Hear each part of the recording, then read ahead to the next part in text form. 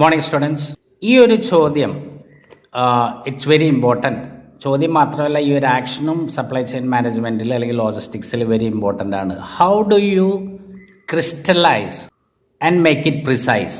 Q1 Q4നെ നിങ്ങൾ എങ്ങനെ crystallise ചെയ്യുക, എങ്ങനെ നിങ്ങൾക്കൊരു 100% ആക്യുറസി കിട്ടുക എന്നുള്ളതാണ് ഈ ചോദ്യം. അപ്പോൾ നിങ്ങൾ എന്താ പറയേണ്ടത്? നമ്മൾ ഓൾറെഡി പറഞ്ഞു കഴിഞ്ഞു, ഒരു ഇയറിനെ നിങ്ങൾ ബ്രേക്ക് ചെയ്യുക Q1 to Q4.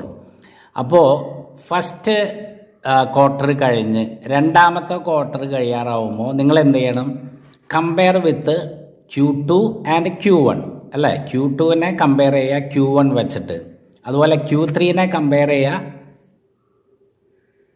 Q2നെ വെച്ചിട്ട്, Q4നെ നിങ്ങൾ കമ്പയർ ചെയ്യുക Q3നെ വെച്ച്. അങ്ങനെ വരുമ്പോൾ നമ്മൾ ഒരു പ്രിസൈസ്, ഒരു കാൽക്കുലേറ്റഡ് പെർസെൻറ്റേജിലേക്ക്, സക്സസീവിലേക്ക് നിങ്ങൾക്ക് ഗ്രാഫ് കൊണ്ടുവരാൻ പറ്റും അല്ലേ? കമ്പയർ ചെയ്ത് പോകുമ്പോൾ ആദ്യത്തെ 3 മാസത്തിലുള്ള ഒരു ഡ്രോബാക്ക് നിങ്ങൾ കണ്ടു, അതിനെ കമ്പയർ ചെയ്തു, കുറച്ച് പ്രോഗ്രസ് വെച്ചു അല്ലേ? അങ്ങനെയാണ് നമ്മളൊരു സപ്ലൈ ചെയിനിൽ ഒരു റിജിഡ് പെർസെൻറ്റേജ്, പോസിറ്റീവ് പെർസെൻറ്റേജ് കൊണ്ടുവരേണ്ടത്. ഓക്കെ, അത് നിങ്ങൾ എങ്ങനെയായാലും അറിഞ്ഞിരിക്കണം. ഇതൊരു ഇമ്പോർട്ടൻറ്റ് ക്വസ്റ്റ്യനാണ്. നിങ്ങൾ ലോജിസ്റ്റിക്സ് കമ്പനിയിൽ വർക്ക് ചെയ്യുമ്പോൾ അത് നിങ്ങൾ ആക്ഷൻ കൊടുക്കാൻ വേണം.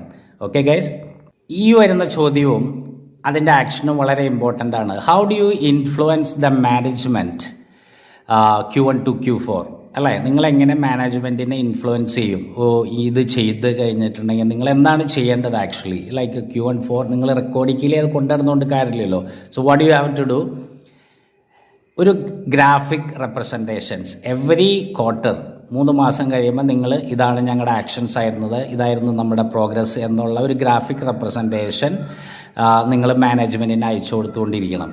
അപ്പോൾ അവർ സജസ്റ്റ് ചെയ്യണ കാര്യങ്ങൾ Q2ലേക്ക് ഫോർവേഡ് ചെയ്യുക.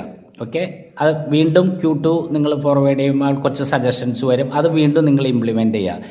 അങ്ങനെ ഒരു സത്യം പറഞ്ഞിട്ടുണ്ടെങ്കിൽ ഒരു 50% കഴുതയായും 50% കുതിരയായും. കുതിര എന്താ ചെയ്യണേ? ഷോ അല്ലേ? നിങ്ങൾ വർക്ക് ചെയ്യുന്നു, അതോടൊപ്പം തന്നെ നിങ്ങൾ മാനേജ്മെൻറ്റിനെ അറിയിക്കുന്നു. അപ്പോൾ അതിൻ്റെ ഒരു ഗുണം എന്താ? You will be on top of the promotion list. അപ്പോൾ അത് നിങ്ങൾ തീർച്ചയായിട്ടും ഇത് റെക്കോർഡിക്കലി ചെയ്യണം. പ്ലസ് നിങ്ങൾ ഇത് ഒരു പ്രസൻറ്റേഷൻ മാനേജ്മെൻറ്റിന് സമർപ്പിക്കാൻ വേണം. റൈറ്റ് സ്റ്റുഡൻസ്, നിങ്ങൾ ഈ ക്വസ്റ്റിനെയേഴ്സ്, ലോജിസ്റ്റിക്സ് ഇൻ്റർവ്യൂ ക്വസ്റ്റ്യൻസ് ആൻസേഴ്സ് നിങ്ങൾ വാച്ച് ചെയ്യുക, നിങ്ങൾ ഫോളോ ചെയ്യുക.